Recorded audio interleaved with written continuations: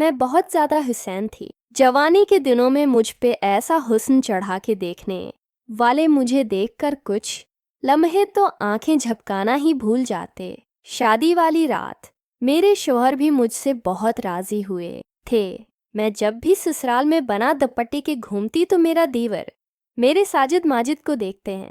मुझे आज की ये हरकत बहुत बुरी लगती है। हालांकि वो तो 15 साल का बूढ़ा था और मैं तो अभी जवान थी। शादी को कुछ दिन गुजरे थे कि एक रात मेरे शौहर घर पर नहीं थे। इस रात मेरे देवर कमरे में आए और मुझे कहने लगा, भाभी आज हम अकेले ही जल्दी करो। दीवार तो जिद करने लगा और फिर देवर ने खुद ही कपड़ा हटाकर। मैं एक दरमियाने दर्जे के घर में पैदा हुई थी। 19 साल की उम्र में मुझ पे ऐसी जवानी चढ़ी कि चंद दिनों में ही मेरी शादी करवा दी गई। शादी की पहली रात शौहर ने मुझे कहा, मैं मेरे बड़े भाई को बहुत गुस्सा आता है, वो गुस्से में पागल हो जाते हैं।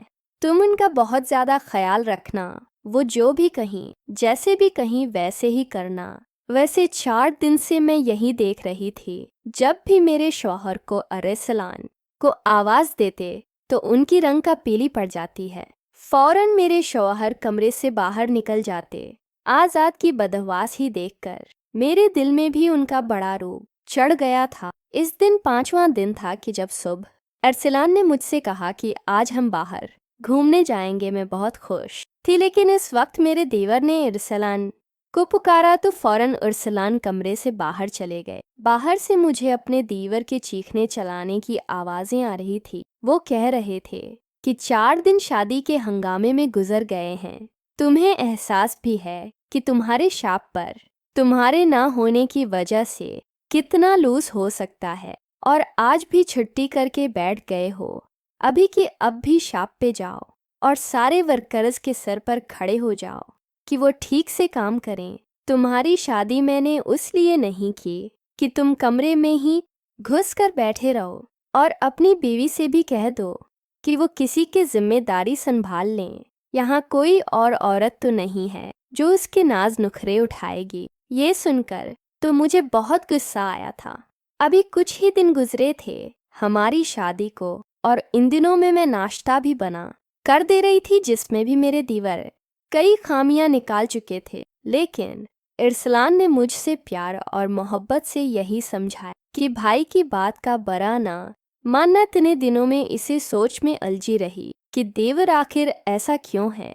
लेकिन आज जो शोर शराबा मेरे देवर ने मचाया था, मैं तो बहुत घबरा कर रह गई थी। अरसलान जब कमरे में दाखिल हुआ है तो उनका चेहरा गुस्सा हुआ था। कहने लगे कि मुआफ़ी चाहता हूँ, मुझे दुकान पर जाना पड़ेगा। मैंने कहा, कोई बात नहीं, काम पहले है, बाहर हम फिर भी कभी चले जाएंगे। मैंने भी ऐतराज़ नहीं किया था। अरसलान तो अपनी दुकान पर चला गया था। मैं किचन में आकर अब जल्दी से बर्तन धोने लगी। शादी के तीसरे दिन ही मैंने खाना बनाया और घर के सारे काम काज भी मुझे करने पड़े। मेरे देवर ने नौकरानी को निकाल दिया था। कहते थे कि जब बहू घर में आ गई है तो सफाई भी वही करेगी। मैंने पूरे घर की सफाई कर ली थी और थिक हार कर अब मैं अपने कमरे में आराम करने के लिए जाने लगी तो मेरे दीवर ने मुझे आवाज़ दी। वो अपने कमरे में बैठे थे। मैंने सिर पे अच्छी तरह से दोपटा लिया, लेकिन पट्टा रेशमी था, इसलिए जब अपने देवर के कमरे में गई मैंने पूछा, कुछ चाहिए आपको? उन्होंने मुझे सर से पांव तक बड़े गौर से देखा और अजीब अंदाज से अपने सूखे होंठों पर जबान फेरने लगे। कहने लगे, दूध पीना है।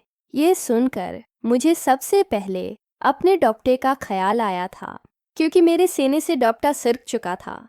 मैंने फौरन अपना दोपटा सही किया और कमरे से बाहर आ गई। मुझे अपने देवर की यह हरकत बहुत अजीब लगी थी। देवर तो भाई की जगह होता है और भाई कभी भी बहनों को सिर से पांव तक इस तरह नहीं देखते। मैं फौरन किचन में आ गई। मेरा दिल जोर जोर से धड़क रहा था। मुझे बड़ा अजीब सा लग रहा था। मैंने फ्रीजर खोला और दूध का गिलास पकड़ के दोपटा अच्छी तरह से खुद पर लिपेट कर अपने देवर के कमरे में आ गई। साइड टेबल पर दूध का गिलास रख दिया। इससे पहले कि मैं कमरे से बाहर जाती हूँ, मुझसे देवर कहने लगी है कि थोड़ी देर मेरे पास बैठकर बात कर लिया करो। घर में अब मैं और तुम्हारे अलावा तो कोई होता नहीं है और मैं बड़े दिनों से अकेला था और अकेला ही बैठकर बोर हो जाता हूँ। ये सुनकर मैं परेशान सी हो गई थी। मेरे दीवर के कमरे में सिर्फ एक बेड और अलमारी थी। बैठने के लिए अलग से कोई भी चारपाई वगैरह नहीं थी, इसीलिए मुझे मजबूरा बेड के किनारे पर ही बैठना पड़ा। वो मुझसे इधर उधर की बातें करने लगे, लेकिन जैसे उन्होंने दूध का गिलास पकड़कर मन्ना को लगाया तो फौरन से हटा लिया। कहने लगे, इतना ठंडा दूध ये मैं नहीं पी सकता, मुझे तो गर्म गर्म दूध पसंद है। ये कहते हुए फिर उनकी नज़रें मेरे चेहरे से होती हुई मेरे पूरे बदन पर सफ़र करने लगे। इनकी नज़रों में ना जाने ऐसा किया था कि मैं इल्झन का शिकार होने लगी थी। मेरे माथे पर पसीने के कतरे साफ दिखाई देने लगे थे। कहने लगे, जाओ इससे गर्म करके ला दो। मैंने दूध का गिलास पकड़ा और खड़ी हो गई। वैसे तो 3 दिन से मेरे देवर बड़े गुस्से में रहते थे। जब अरसलान घर में होता था तो उनकी लहजा बड़ी ही धमा थी। लग नहीं रहा था कि मेरी वही देवर हैं जो 5 दिन से अरसलान को चलाकर बिला रहे थे और गुस्से से बातें कर रहे थे, डांट रहे थे। मैंने दूध पतीले में डाला, जरा गर्म किया, फिर गिलास में डालकर अपने दीवर के पास ले गए। जैसा ही मैंने गिलास इनके आगे बढ़ाया, उन्होंने दूध के साथ मेरा हाथ भी पकड़ लिया। मेरे तो जैसे पूरे तन बदन में करंट सा लगा। मैंने फौरन घबराकर हाथ पीछे करना चाहा तो उन्होंने मेरा हाथ छोड़ दिया। कहने लगे, अरे बाहर कहाँ जा रही हो, बैठो मेरे पास, मुझसे बातें करो। ये तन्हाई का सानब तो मुझे अब और भी ज्यादा दसने लगा है।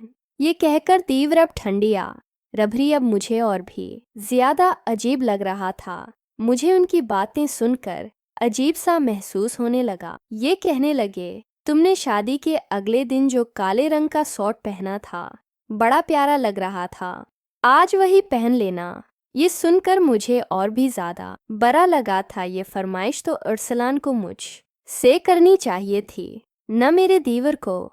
जबकि अरसलान दुकान पर जाता तो मेरा दीवार मुझे अपने कमरे में बुला लेता, मुझे अजीब नज़रों से देखता, बार बार अपने सौके होंठों पर जबान फिरने लगता और फिर कहता, मुझे दूध पीना है।